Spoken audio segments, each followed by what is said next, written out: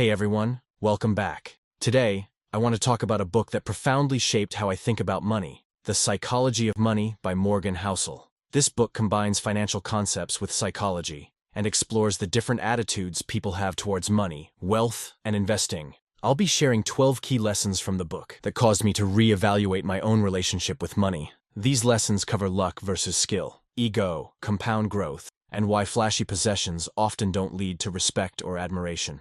My hope is that these lessons will help you make wiser financial decisions, just like they did for me. Alright, let's get into it. Lesson 1.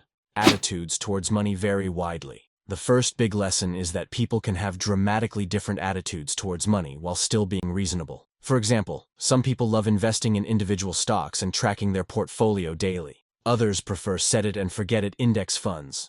And others keep all their savings in cash because they don't trust the stock market. None of these approaches are necessarily right or wrong. They just reflect different risk tolerances and experiences people have had. Older generations often have more skepticism towards stocks because they lived through things like the Great Depression. Meanwhile, younger investors today are more optimistic after a long bull market. The key is not to judge others because their financial priorities differ from yours. Don't assume your approach is the best just because it appeals most to your personality. As long as people are living within their means, it's okay for attitudes towards money and investing to vary. Lesson 2. Success depends on both luck and skill. Another big lesson is recognizing that financial success depends on both luck and skill. Billionaires like Bill Gates and Warren Buffett clearly worked incredibly hard and made smart decisions over decades.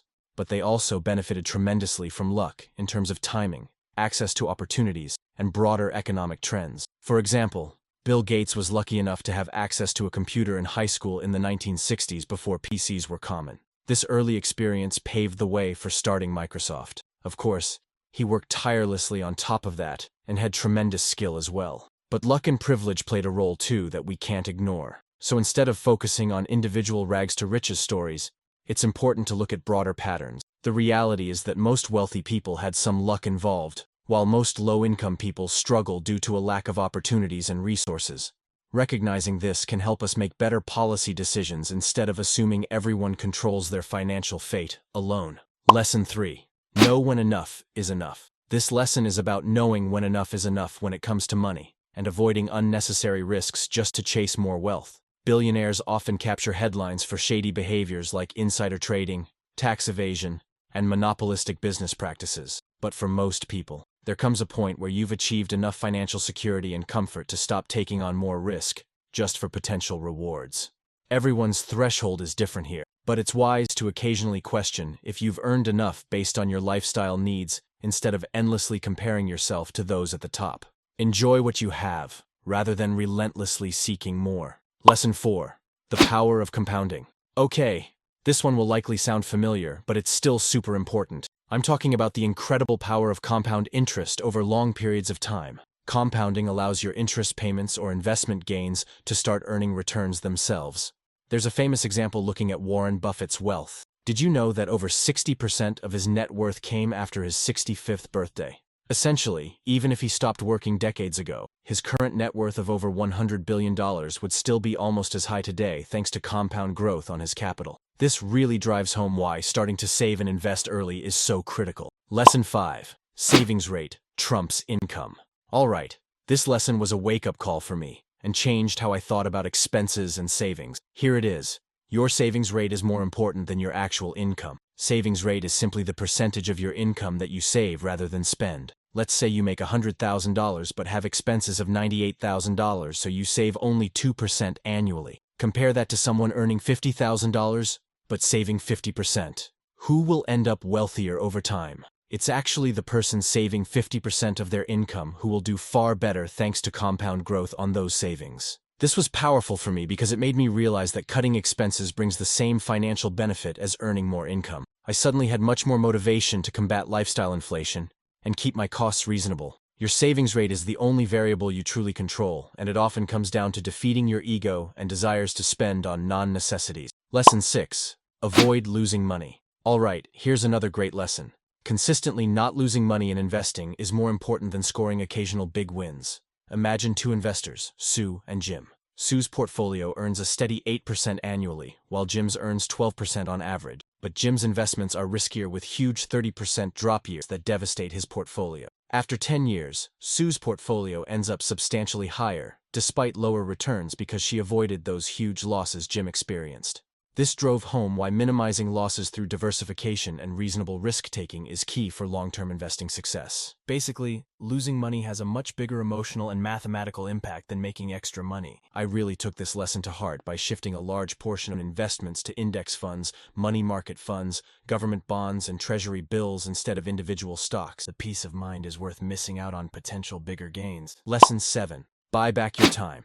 All right, this next lesson is about the best possible use of money. Buying back more of your time. At a certain point, additional money doesn't make you much happier. I realized this after hitting about $100K in annual income. But what does continue to make a difference?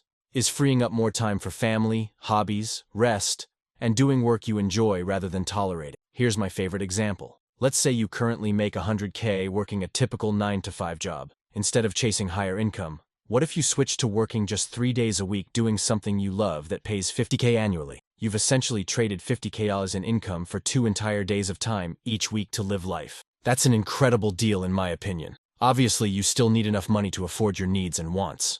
But beyond that, buying back more freedom is often the best investment over continuing to accumulate for its own sake. Lesson 8.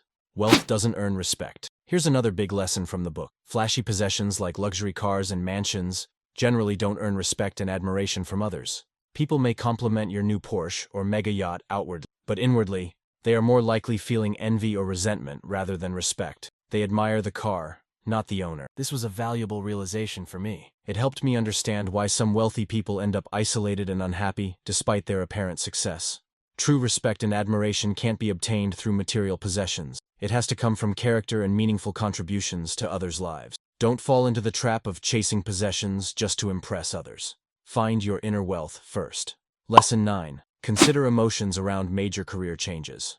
All right, this next lesson is around carefully considering the emotional impact of major career changes like quitting your job to pursue a business. In theory, it seems like a reasonable risk to take, but in reality, draining your savings while struggling to grow a business can cause huge emotional strain. I personally had a few friends go all in on becoming full-time business owners over the years. In almost every case, they ended up burning through all their savings after 6 to 12 months with little progress to show for it, and had to go back to 9-to-5 jobs feeling like failures. So, I learned to be much more careful about encouraging people to pursue entrepreneurship unless they have a sizable savings buffer and highly resilient mindset. Major career changes impact emotions more than we expect. Proceed carefully and with eyes wide open. Lesson 10. Be reasonable, not rational. Along similar lines, another key lesson is that we are generally terrible at predicting our future goals, risk tolerance, and desires over long horizons. A perfect example is paying off your mortgage early. Financially speaking, it often makes more sense to invest your money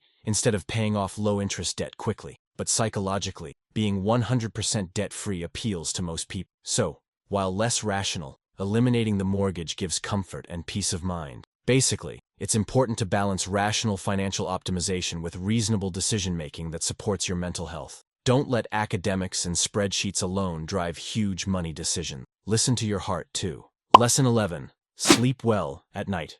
Expanding on that previous point, arguably the most important guideline for any financial decision is choosing options that help you sleep well at night. As an investor, that could mean holding a larger portion of bonds despite higher stock returns. As a business owner, it could mean leaving some profits in the company rather than paying everything out. The key is aligning decisions with your personal risk tolerance, even if it contradicts conventional wisdom. Tweaking investments, savings rates, or withdrawal strategies to match your comfort level leads to better long-run decision-making. No strategy works if it keeps you up at night stressed.